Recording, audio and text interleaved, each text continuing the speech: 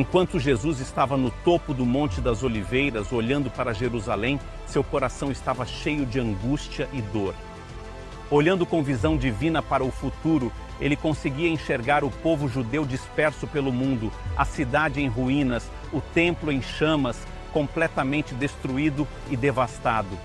Chorando com o coração cheio de dor, ele disse: ó Jerusalém, Jerusalém, quantas vezes eu teria te reunido como galinha reúne pintinhos, mas você não quis. João 1, capítulo 11, diz que ele veio para os seus, mas os seus não o receberam. Após ministrar por mais de 3 anos em Jerusalém e arredores, Jesus estava chegando ao fim de seu tempo na terra quando fez seu fatídico pronunciamento e advertência sobre Jerusalém.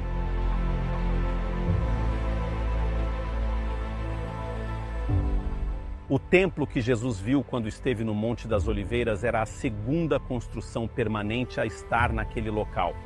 Quando os israelitas deixaram o Egito, tinham uma tenda temporária que viajava com eles. E mesmo após chegar a Israel, ele permaneceu em Siló e foi usado por 300 anos. Eventualmente, o primeiro templo foi concluído durante o reinado do rei Salomão em 957 a.C. Este templo foi destruído pelos babilônios em 587 a.C. e muitos dos vasos foram levados de Jerusalém para a Babilônia. Após 70 anos de cativeiro profetizados por Jeremias, os israelitas receberam permissão para retornar durante o reinado dos medos e persas sob o rei Ciro.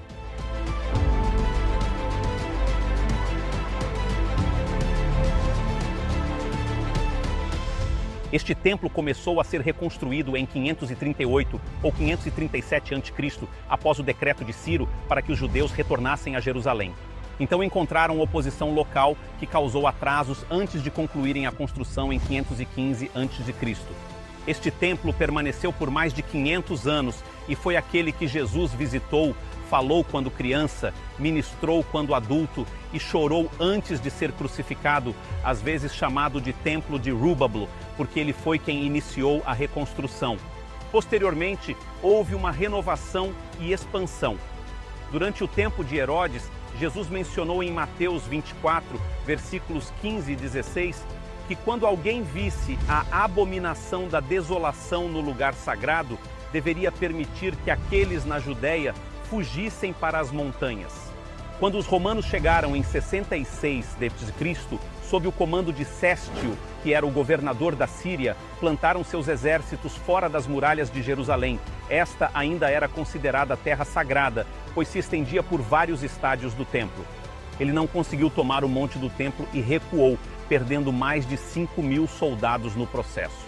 De acordo com Joséfos, à medida que os exércitos se retiravam, isso era um sinal para o povo de Deus fugir da cidade, e todos que obedeceram às palavras de Jesus em Mateus 24 o fizeram. Eles tiveram uma pequena janela de tempo enquanto os romanos lutavam contra os judeus. Eles escaparam para Pela, na Jordânia, do outro lado do rio Jordão. Os que obedeceram aos sinais escaparam da destruição posterior.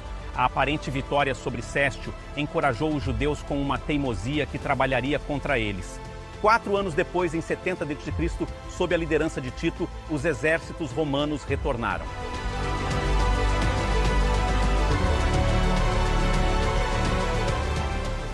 Rodeando a cidade durante Páscoa, quando estava cheia de gente, apenas acentuou ainda mais o horror iminente que estava prestes a ocorrer. Inanição, fome e a doença se espalharam rapidamente por entre a cidade. O amor natural das crianças pelos pais e avós desapareceu à medida que todos lutavam pela própria sobrevivência. Aqueles que tentaram fugir da cidade foram capturados e crucificados nos muros do lado de fora até que os vales estivessem cheios de cruzes, como aviso para os de dentro não escaparem. Eventualmente, a cidade foi invadida e mesmo que Tito tenha dito aos seus soldados para não destruírem o templo e tentado pessoalmente impedi-los quando o fogo tinha começado, a profecia de Jesus disse que não ficaria uma pedra sobre outra, e isso se cumpriu.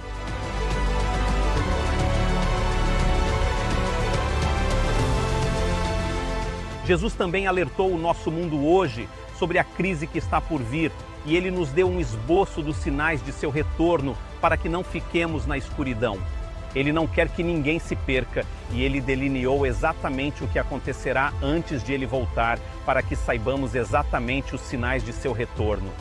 Podemos ficar tranquilos sabendo que nenhum verdadeiro crente morreu na destruição de Jerusalém.